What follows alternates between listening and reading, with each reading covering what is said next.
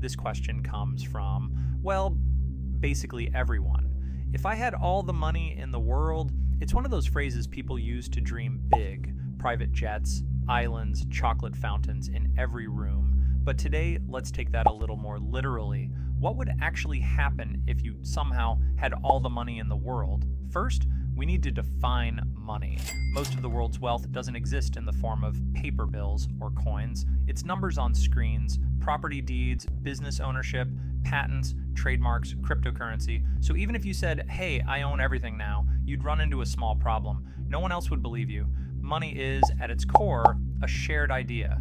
If no one agrees with your ownership, your trillion-dollar empire is just a lonely spreadsheet on your laptop. So instead, let's go for something more tangible. Forget wealth. Let's summon all the cash, physical, hold it in your hands.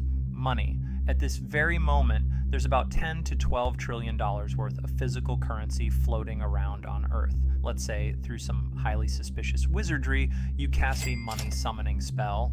Boom. Every dollar, euro, yen, rupee, peso, and ruble on the planet teleports to your location. Congratulations. You now have the world's largest, most dangerous treasure pile.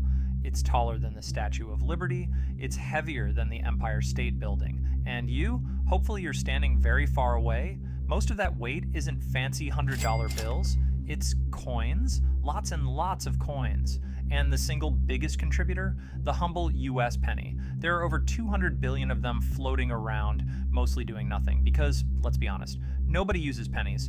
Canada even gave up on theirs entirely, no one noticed, but pennies are heavy. In fact, US coins and bills make up about 20% of your massive money pile. The EU contributes roughly 25%. Altogether, you're sitting on a metal and paper monstrosity that weighs millions of tons. And here's where things go very wrong. Remember that time in 1919 when a giant molasses tank exploded in Boston? A wave of syrup raced through the streets, flattening buildings and sadly killing 21 people. Now imagine that, but with coins, your glorious mountain of money. Yeah, it doesn't stay a pile, it collapses. A tidal wave of pennies, nickels, euros, and yen crashes outward with terrifying force. You can't outrun it, you can't surf it, you definitely can't spend it.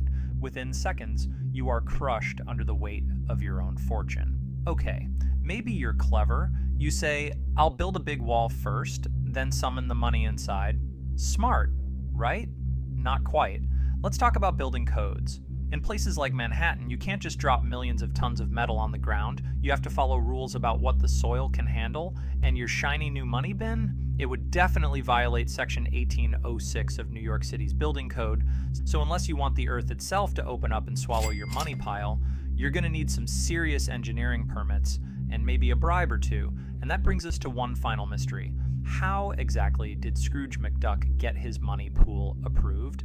The thing was literally filled to the ceiling with gold coins. Did he bribe city inspectors, buy out the zoning committee, invent anti-gravity? We may never know. But one thing's for sure, if you ever do get all the money in the world, you'd better also have one heck of a cleanup crew.